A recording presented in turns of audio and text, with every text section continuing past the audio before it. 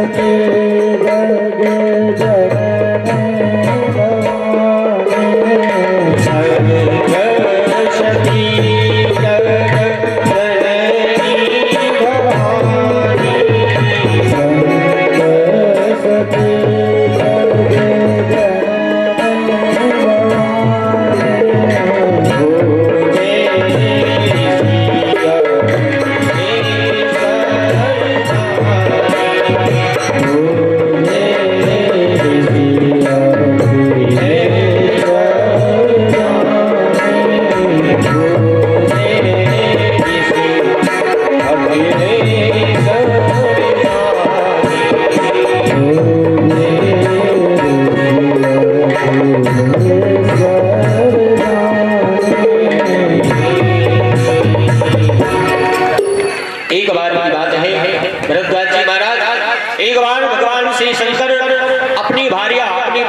सती को साथ लेकर के श्री अगस्त जी महाराज के यहाँ भगवान की कथा श्रवण करने के लिए पधारे हैं। भगवान की कथा श्रवण करने के लिए जब सती जा रही हैं तो यहाँ पर गोस्वामी जी महाराज ने सती का उद्बोधन करते हुए और विभिन्न अलंकारों से इनको अलंकृत कर दिया, विभिन्न अलंकारों से अलंकृत कर दिया, विभिन्न नामों को सुसज्जित करके इनका नाम उद्बोधन किया। संग में कौन है? बोले सती। सती कौन है? बोले जगत की माता और साक्षात दुर्गा है, मां भवानी है। ये भी भगवान की कथा श्रवण करने जा रही है। बड़ा प्यारा, बहुत सुंदर ढंग से निरूपण किया है तुलसीदास जी ने। और जब ये कहां से कैलाश पर्वत से चल करके और दक्षिण समुद्र के तट पर अगस्त जी महाराज सुंदर आश्रम बनाए हुए हैं और उस आश्रम में से शंकर भगवान की कथा श्रवण करने के लिए पधारे हैं। जब भगवान शंकर अगस्त जी महाराज के कुटी में प्रवेश किए और जैसे ही अगस्त जी महाराज ने भगवान शंकर को देखा है, प्रसन्न हो गए और प्रसन्न होकर के भगवान को प्रणाम किया और भगवान को प्रणाम करके भगवान की सुंदर आरती करने लगे, भगवान की पूजा करने लगे। षोडशोपचार से इनका पूजन किया और पहले भगवान शंकर की पूजा की और इसके बाद मां सती की पूजा की। तो भगवान शंकर तो उनकी पूजा का सुंदर अर्थ निकाल रहे हैं। देखो, वास्तविकता में अगर जो भगवान का भक्त होता है वो समस्त जीवों में भगवान का ही स्वरूप मान करके उसकी पूजा किया जाता है, जो वास्तव में भगवान का भक्त होता है। देखो, भगवान की कथा श्रवण करते करते भगवान की कथाओं को गाते गाते इनके अंदर कैसा सरलता आ गया है, कैसी शीतलता आ गई है। आज हम इनके यहाँ कथा श्रवण करने आए हैं तो ये हमारा ही पूजन कर रहे हैं। यही वास्तविकता है भगवान के भक्त का पहचान करने का। जो भगवान का भक्त होता है वो हमेशा अपने आप को छोटा बना करके ही चलता है, सरल बना करके ही चलता है। भगवान शंकर ने बड़ा प्यारा अर्थ लिया, लेकिन सती की जब पूजा करना प्रारंभ किए तो सती जी इसका उल्टा अर्थ कर ले। सती जी मन में विचार करने लगे कि देखो देखो, भगवान शंकर हमारे परिदेव जो कह रहे थे कि चलो हम लोग कथा श्रवण करने चलते हैं अगस्त जी महाराज के यहाँ, और यहाँ आकर के देख रही हूँ तो यहाँ सब उल्टा हो रहा है। हम लोगों को देख करके ही ये डर गए तो हम लोगों को क्या कथा सुनाएंगे? अरे हम लोग तो ये जानते हैं जो कथावाचक होता है, जो कथा वक्ता होता है, उसका पूजन, उसका अर्चन, उसका बंधन जो श्रोतागण होते हैं वो करते हैं। लेकिन आज यहाँ तो ये उल्टा कर रहा है। हम लोग कथा श्रवण करने आए हैं, हम लोग श्रोतागण हैं, तो ये हमारी ही पूजा कर रहा है। तो ये जब पहले से ही हम लोगों से डर गया है तो ये क्या कथा सुनाएगा? ये बहुत लोगों की मानसिकता होती है। बहुत लोग ऐसा विचार करते हैं, अरे इतनी कम अवस्था है। सरलता को देख करके, किसी व्यक्ति की सरलता को देख करके उसका आंकलन नहीं किया जा सकता। लेकिन आजकल लोग ज्यादातर आडंबर में ज्यादा, जो कोई ज्यादा आडंबर करके आता तो उसको बहुत बड़ा शुभ मानते हैं और जो अपने जीवन को सरल बना लेता है उसको जो है ऐसे भटकती आत्मा है। लेकिन ये बंधु ऐसा करने से बहुत बड़ा अपराध लगता है और यही अपराध सती को नष्ट कर दिया। किसी की सरलता का अगर आपने गलत अर्थ लगाया तो फिर आपका कल्याण होने वाला नहीं, आपका कभी कल्याण नहीं हो सकता। कभी भी किसी भी व्यक्ति की सरलता का अर्थ मत लगाओ, कभी भी किसी व्यक्ति की सरलता को छोटा मत समझो। कोई व्यक्ति अगर सरल बन जा रहा है, तुम्हें प्रणाम कर रहा है, तो ये अभिमान मत बोलो कि ये मुझसे छोटा है। नहीं नहीं, वो तुम्हारा सम्मान कर रहा है और सम्मान करने वाला व्यक्ति हमेशा तुमसे बड़ा होता है। जो तुम्हारा सम्मान करे वो तुमसे बहुत बड़ा है। कि मत सोचना कि वो छोटा है तो आपका सम्मान कर रहा है। नहीं नहीं, सम्मान करने वाला व्यक्ति जिसका सम्मान करता है उससे बहुत बड़ा होता है। और इस प्रकार से यहाँ पर तो अगस्त जी का अलग ही भाव है कि माता जी आई है, जगत की माँ हमारे आश्रम पधारी है, मुझे इनकी पूजा करनी चाहिए। भाई कोई अचानक किसी के यहाँ आ जाए तो ये नहीं पता चलता कि यहाँ किस कारण से आया है, उसको बताना पड़ता है कि हम आपके यहाँ इस कारण से आए हैं। इसी प्रकार से लेकिन इन्होंने इनकी एक ऋषि के सरलता का गलत अर्थ लगा लिया और जब सुंदर अर्चन बंधन करके और आसन दिया और करवत निवेदन करते हुए अगस्त जी महाराज ने निवेदन किया है, हे जगत पिता, हे भोलेनाथ, आप हमारे यहाँ पधारे, कोई कारण था आप पधारे। अगर आपको कोई आवश्यकता होती, मेरी आवश्यकता पड़ी होती तो आप वहीं से बुला लिए होते, हम आपके यहाँ आ जाते और आप मेरे यहाँ पधारे हैं, मेरा अहोभाग्य। लेकिन आपके आने का कोई तो कारण होगा, कोई तो उद्देश्य होगा।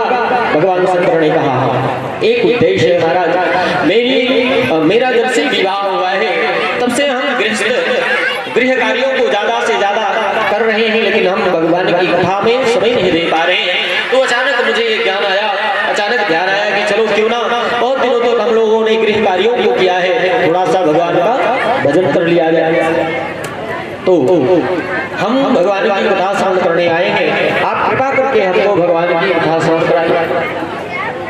पहले तो जब भगवान शंकर ने इस प्रकार से कहा तो अगस्त जी महाराज एक बार विचलित हो गए। जो आज रचयिता है रामायण की, जो आज रचयिता है रामचरितमानस का, वो आज आकर के मुझसे भगवान की कथा श्रवण करने के लिए याचना कर रहा है, निवेदन कर रहा है।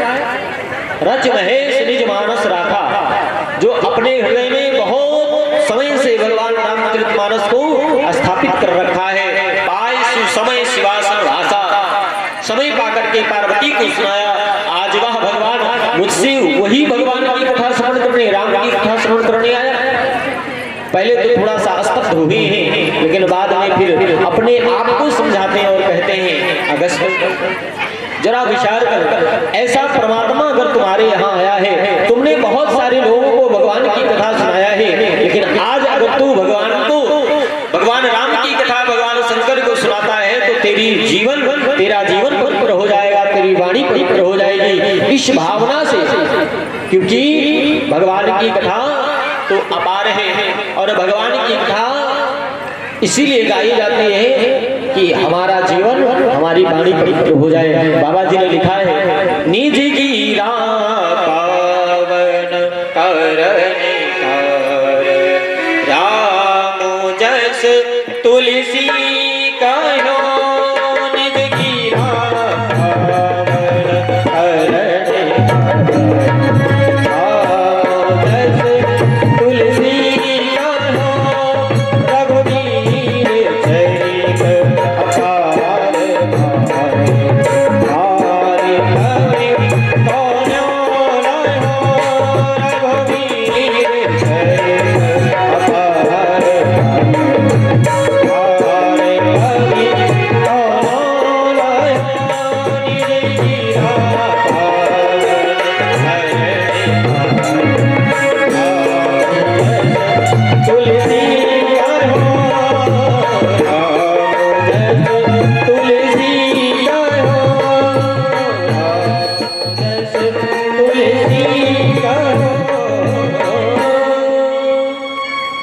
तुलसीदास जी लिखते हैं, निज गिरा पावन कारण कारण मैं गिरा मतलब मैं निज मतलब अपनी गिरा मतलब वाणी को कारण कारण क्या करना है बोले पवित्र करने के लिए मैं भगवान श्री राम के सुंदर चरित्र का गुणानुवाद कर रहा हूँ भगवान श्री राम के चरित्र को गा रहा हूँ। वैसे किस कवि का सामर्थ्य है जो भगवान के चरित्र का गुणानुवाद कर सके? क्यों? क्योंकि रघुवीर चरित्र अपार भगवान के चरित्र का कोई पार ही नहीं है। सब अपने अपने मत के अनुसार अपने अपने बुद्धि के अनुसार भगवान का चरित्र कहते हैं। मैं तो अपनी वाणी को पवित्र करने के लिए भगवान की कथा पढ़ रहा हूँ और इसी भावना के साथ अगस्त जी महाराज ने सुंदर भगवान राम की कथा प्रारंभ करी। लेकिन सती ने कथा को श्रवण नहीं किया। मन में नाना प्रकार के संशय उत्पन्न होने लगे। अरे इसका जन्म तो घड़े से हुआ है, कहाँ भगवान की अपार कथा और कहाँ इसका घड़े से जन्म लेने वाला व्यक्ति क्या भगवान की कथा सुनाएगा? मैं निरंतर भगवान की कथा सुनती रहती हूँ, कौन सी कथा? अरे वही कथा सुनाएगा। लेकिन प्यारे भक्तों भगवान का हर वर्ग हर युग में अलग अलग अवतार होता है और हर वक्त में वो थोड़ा सा अपनी लीला को फर्क कर देते हैं, डिफरेंस कर देते हैं। इसलिए अब यहाँ पर जब कथा प्रारंभ हुई तो भगवान शंकर ने बड़े प्रेम के साथ भगवान राम की कथा श्रवण की। लेकिन बाबा जी लिखते हैं राम कथा मुनिवर जी बखानी सुनी महेश परम सुख मानी। गए हैं कौन कौन? सती भी गई है और भगवान शंकर भी गए हैं। लेकिन कथा अगस्त जी ने सुनाया तो सुना कौन? भगवान शंकर। और वहां जो सती बैठी थी उन्होंने कथा श्रवण नहीं किया। क्यों नहीं किया? क्योंकि उनके मन में अनन्य प्रकार की विचारधाराएं प्रस्फुटित हो रही थी, नाना प्रकार की विचारधाराएं उनके मन में बह रही थी। क्या कथा सुनाएगा? अरे मैं आ तो गई हूँ, अब भगवान शंकर के साथ आई हूँ तो बैठना तो पड़ेगा ही। लेकिन बैठी तो हूँ लेकिन मेरा दिमाग यहाँ नहीं लगने वाला क्योंकि इसकी कथा मेरे समझ में नहीं आएगी। और इस धारणा से ये वहां बैठी रही। पूरी कथा संपन्न हो गई लेकिन इनकी कुछ भी पल्ले नहीं गई, कुछ भी समझ में नहीं आया। जब कथा विश्राम हुई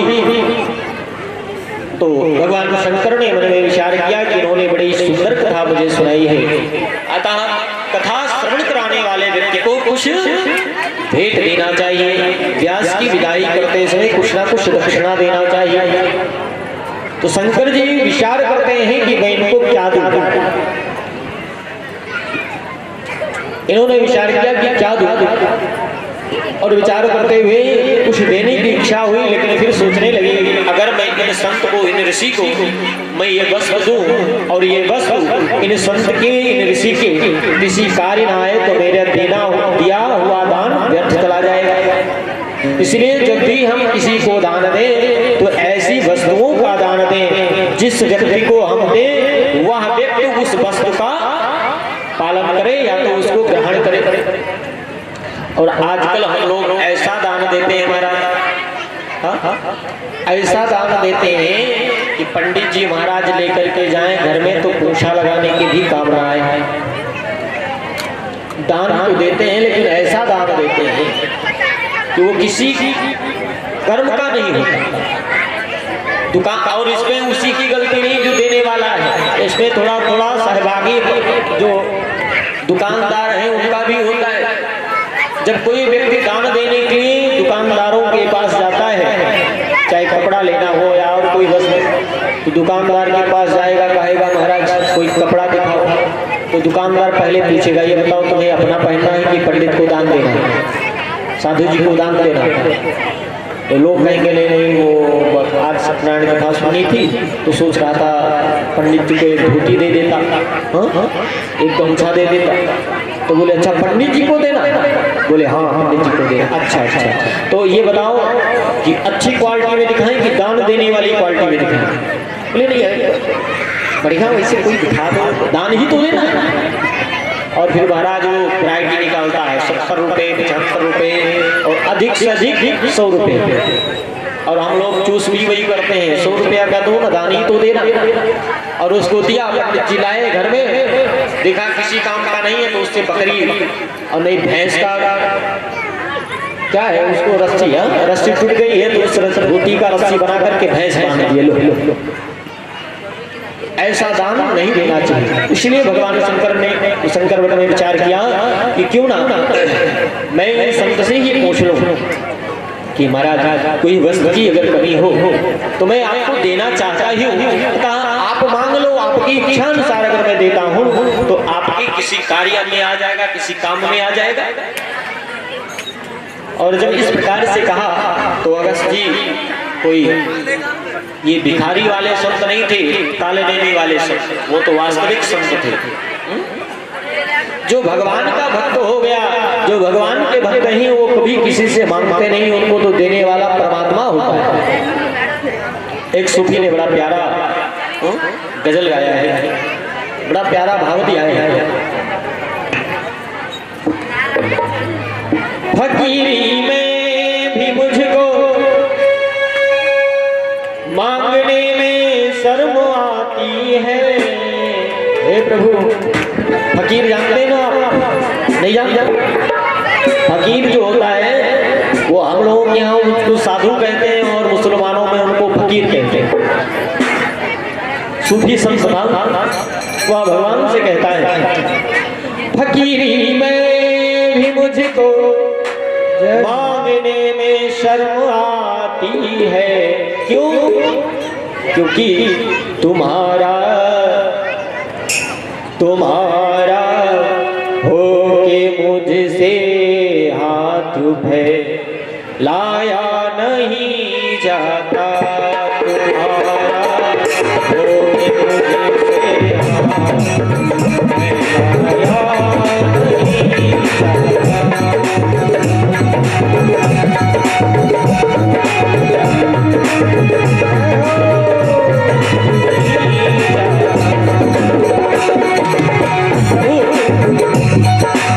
अगर मैं आपका दास होकर के संसार वालों से मांगूंगा तो मेरे साथ साथ तुम्हारी भी बदनामी होगी। क्यों? क्योंकि पूरे संसार वासी आपसे मांगते हैं और मैं आपका हो गया, फिर आपसे मैं संसार वासियों को क्यों मांगूंगा?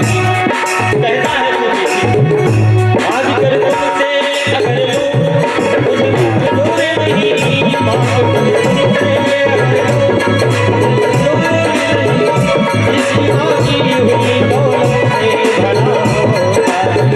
नहीं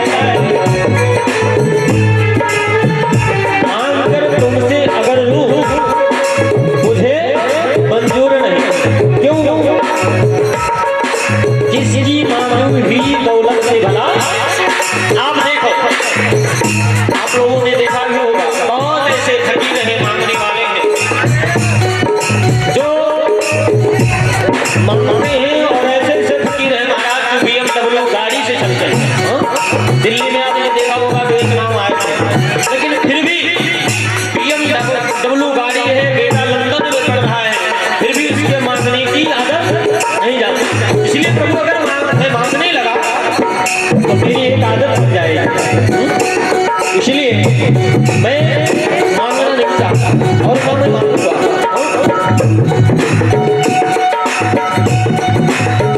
कहा उसने, मैं अगर मांगू तुझसे तो कुछ ना देना तू मुझे। क्यों? क्योंकि आशिक नहीं मजबूर हो जाऊंगा मैं। कहता है कि अगर मैं आपसे कुछ मांग लूं बाई चांस भूल करके तो आप मुझे मत देना। क्यों नहीं देना? क्योंकि मैं लोग यही कहेंगे, भाई लोग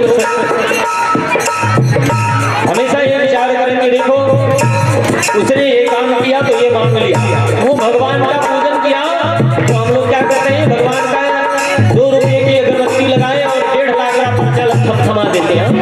हे भगवान हमारे बच्चे की नौकरी लग जाए, हे भगवान हमारे घर में 20 लाख की गाड़ी आ जाए। ऐसा नहीं करना चाहिए। ऐसा जो करता है वो तो बनिया हो जाता है, बनिया कुर्बानियां जैसे सौदा देता है पैसा लेता है, वैसे जो भगवान का भजन करता है और भगवान से अगर कुछ मांग लिया तो भगवान का भगत नहीं, वो तो सौदागर हो गया। इसलिए वह संत कहता है मैं अगर मांगू तो कुछ न देना तू मुझे, वरना शिव नहीं मजबूर हो जाऊंगा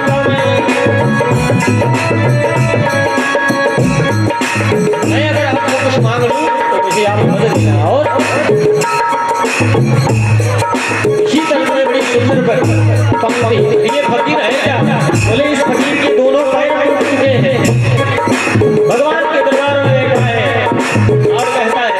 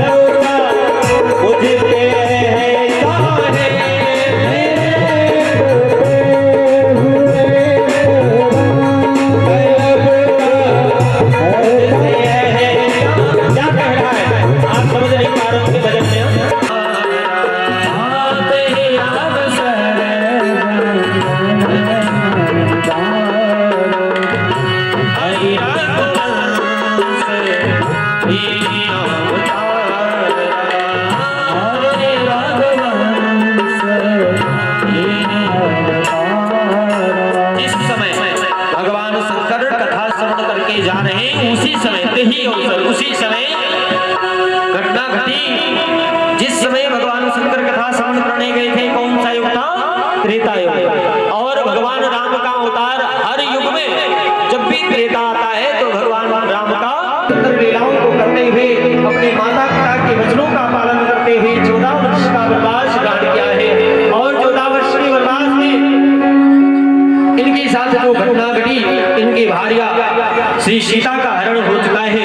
भगवान पंचवटी से विचरण करते हुए विलाप करते हुए दंडकारण्य की ओर अग्रसर हो रहे हैं, नाना प्रकार के विलाप कर रहे हैं। यत्र तत्र लताओं से, पत्तियों से, पुष्पों से, मृगों से, पक्षियों से पूछते हुए हे मृग, हे खग, हे पक्षियों, क्या आपने मेरी सीता को देखा है? लताओं से पूछते हैं हे लताओं, दक्षिण से उत्तर जाओ, सब लोग जान जाएंगे। और सब लोगों की बात छोड़ो, मेरा चेला जो रावण है वह अगर जान गया तो फिर सारी लीला चौपट हो जाएगी। इसलिए भगवान शंकर ने कुछ समय जान न कीन किनारी, कुछ समय जान करके वह सुंदर समय ना समझ करके दूर से ही भगवान शंकर ने पहले तो ये इच्छा कर रहे थे भगवान राम का दर्शन हो जाए, राम का दर्शन हो जाए, लेकिन भगवान राम का जब दर्शन हुआ तो दूर से ही प्रणाम किए हैं। जय सच्चिदानंद जग पाहि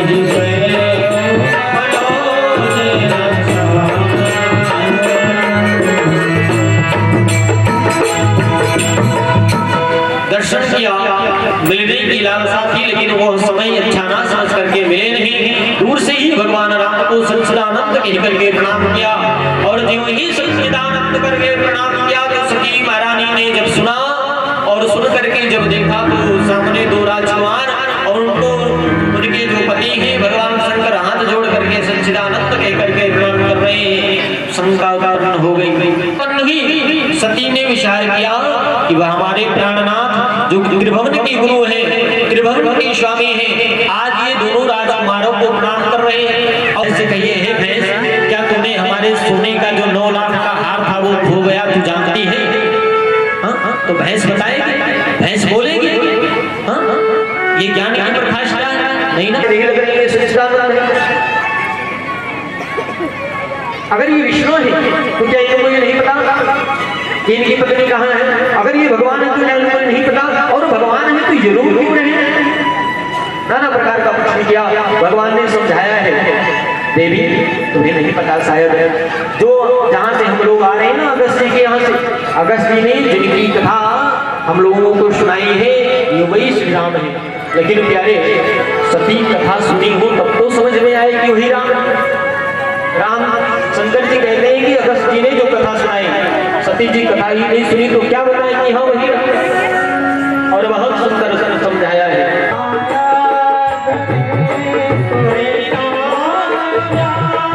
नहीं का मौका किसी से वशीभूत होकर के इस धराधाम पर सती के समझ में नहीं आया। तो भगवान शंकर मन में विचार करते हैं कि महाराज दिया है और जब कुछ शांत ये देखा कि मेरे पति का अपमान हो रहा है।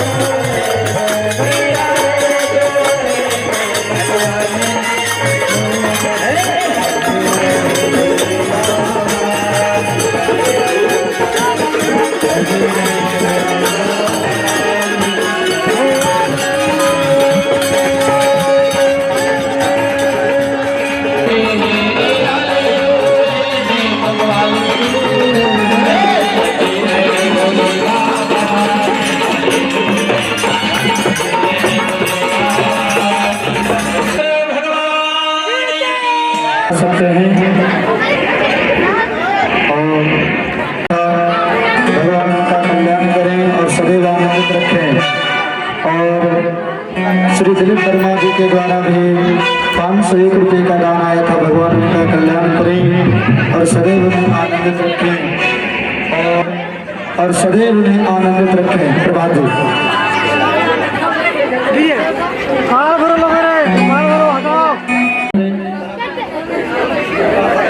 और सदैव उन्हें आनंदित रखें। सभी लोग बैठ जाइए और एक एक करके आइएगा आप लोग और कन्यादान करते हुए सर्वप्रथम जो हिमांचल और मां मैना का सौभाग्य प्राप्त करना चाहते हैं वो आए।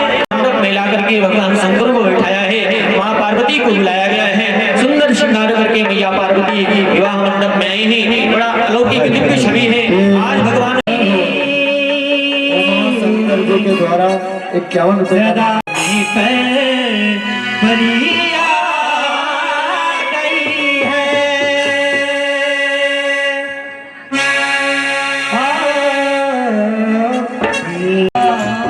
शादी है मेरे भोलेनाथ की शादी है आज मेरे शंकर भगवान जैसे सारे संसार की शादी है आज मेरे की शादी बनी है खूब जोड़ी है मन खुशी से आते हैं मन मिला सजनी को साजन हो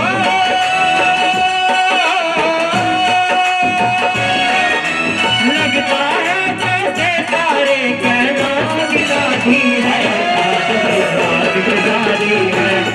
भोलेनाथ की शादी है आज भोलेनाथ की शादी है मेरे नाथ की शादी है मेरे नाथ की शादी है आज भोलेनाथ की शादी है।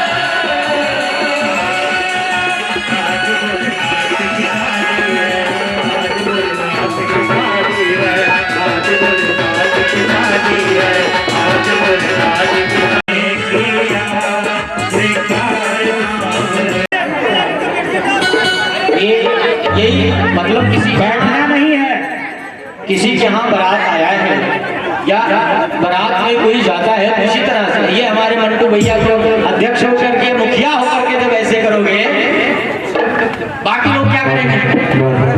चलिए पहली बात तो माताएं आप लोग लगे पिल्ले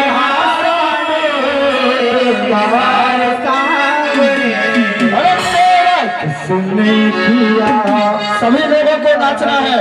अरे भगवान के आगे नाचोगे। अरे संकट की बात है।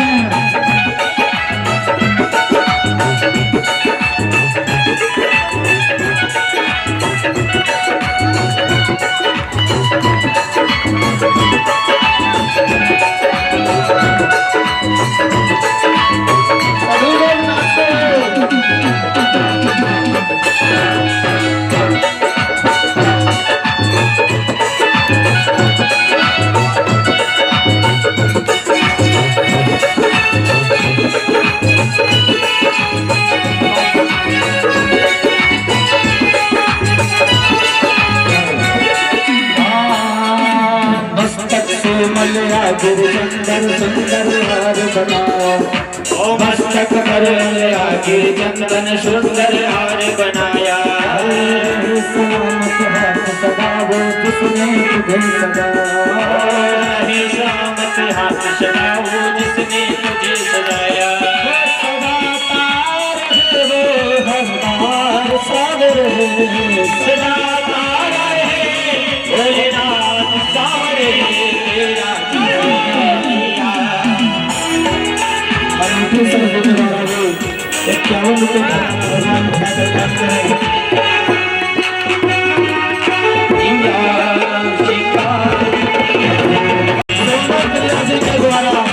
भगवान को चरण कमलों में 51 रुपये का दान है। भगवान का कल्याण करें और सभी वालों को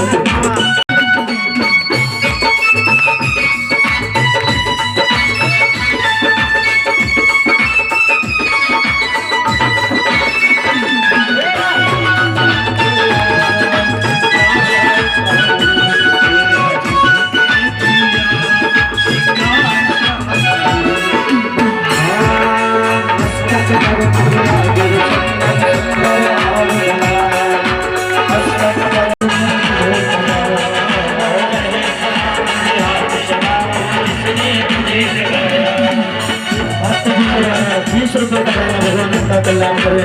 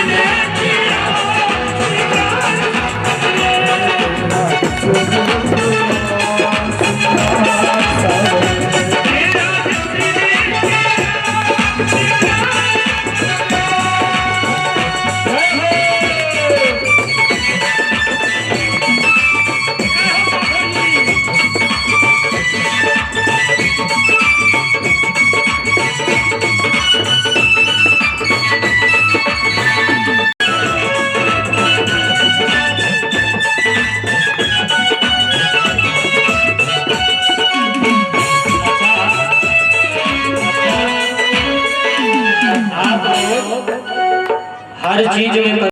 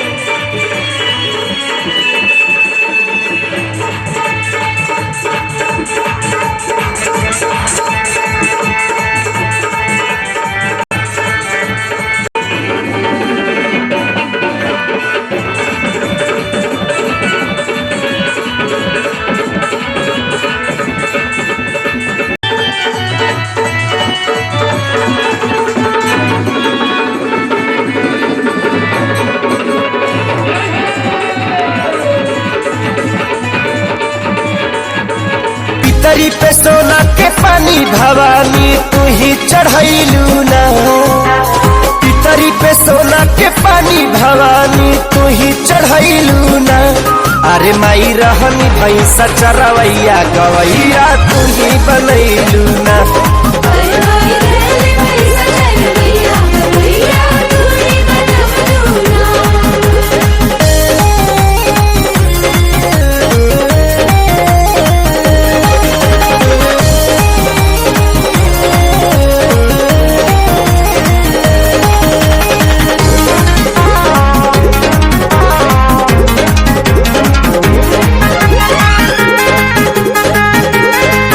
जगतरनी हम तू ही दुखी हरनी हम, कहे लई है त समाज हो। जवन कुछ सुनले रहनी कबो ना देखल रहनी, देखे के मिल गईले आज हो। जे भी तोहरा चौकट पे आई लाज बचैलू ना, जे भी तोहरा चौकट पे आई लाज बचैलू ना। यार माई रहनी भैंसा चरवैया गवैया तू ही बनैलू ना।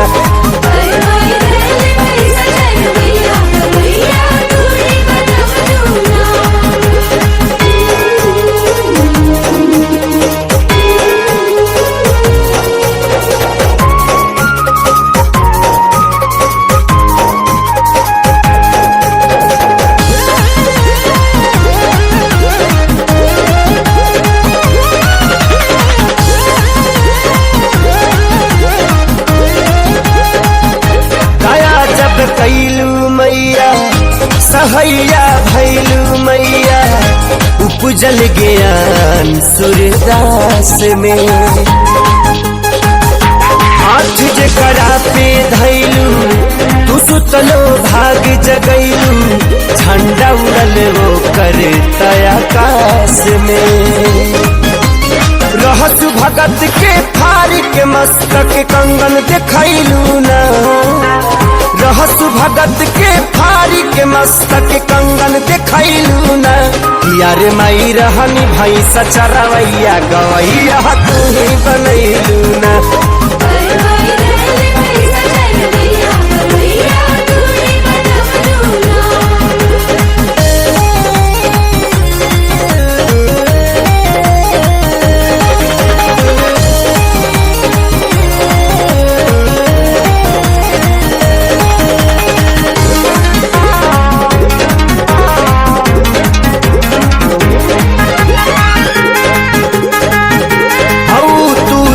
कल्याणी तू ही तो सूर्य भवानी, दिहलू कलम प्यारे लाल के।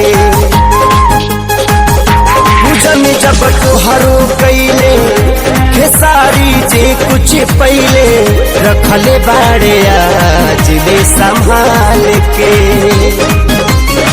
सातों सुर के रचना में तू सृष्टि सजैलू ना, सातों सुर के रचना में तू सृष्टि सजैलू ना। यार माही रहनी भैंसा चरवैया गवैया तू ही बनैलू ना।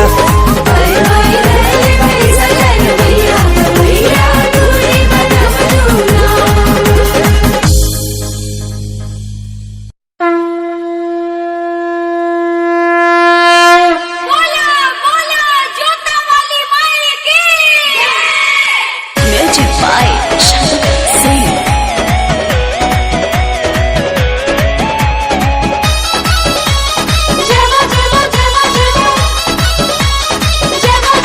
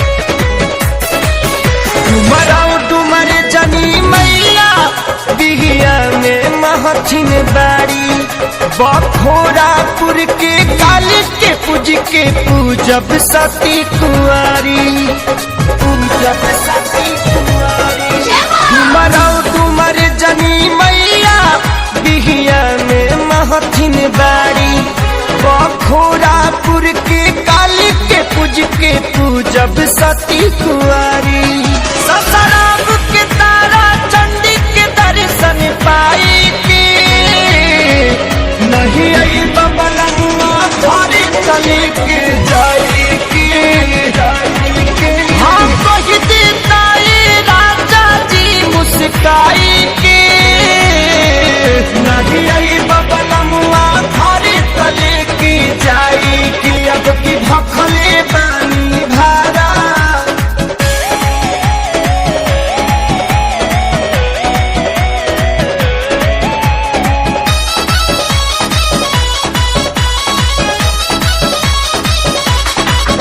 भभुआ में भलुनी भवानी जौनपुर में शीतला पुजानी विंध्याचल के विंध्यावासन के बहुते सुनले बानी कहानी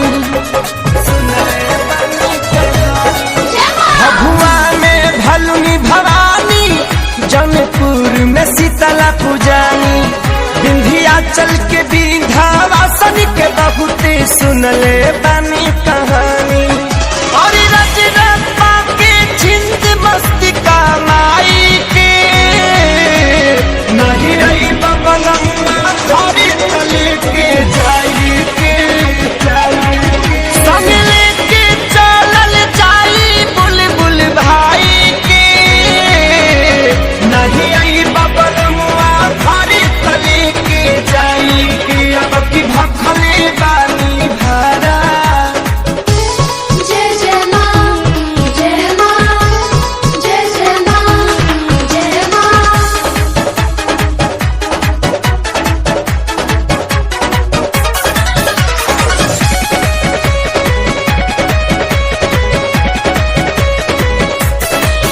पटना में पटन देवी आमी में अंबिका भवानी थावे के महारानी सुनल बानी बड़ी हैदानी सुनल बानी बड़ी हैदानी पटना में पटन देवी आमी में अंबिका भवानी थावे के महारानी सुनल बानी हई बड़दानी मांगे आपू बापू शंकर शीश झुकाई के नहीं आई बबलनुआ थारी चले के जाई के अतरले पवन खेसारी पूज के जरती माई के नहीं आई बबलनुआ थारी चले के जाई के अब की भखले बानी भारा हम घूमे के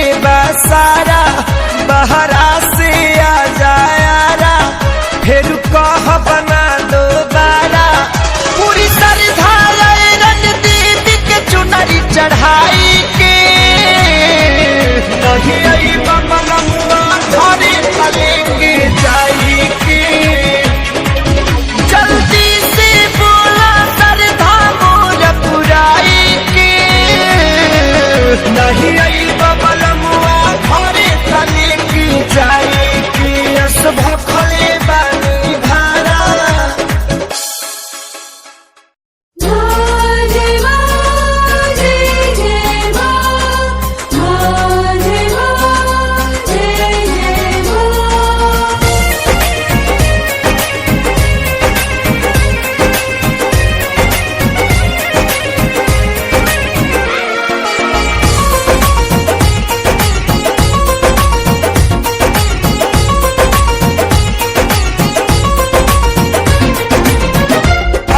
दुआरे देवी दुलारी चुनरी में लागे मैया सुनारी पहली दुआरे देवी दुलारी चुनरी में लागे मैया सुनारी माथे पे मुकुटा बिराजेला रुनु झुनु पर पैजनिया झुनुनु छुनु छुनु बाजेला।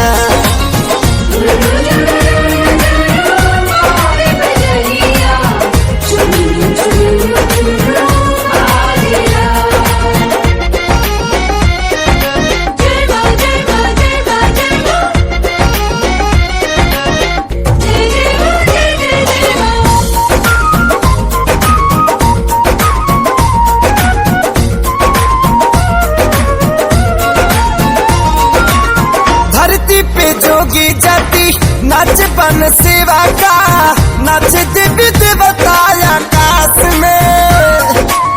हमारी तोहरा पैया के छैया, हमारी तोहरा पैया के छैया। अब कौना बात के कमी पाइला रावा, मैया जी बड़ी जब पास में, मैया जी बड़ी जब पास में।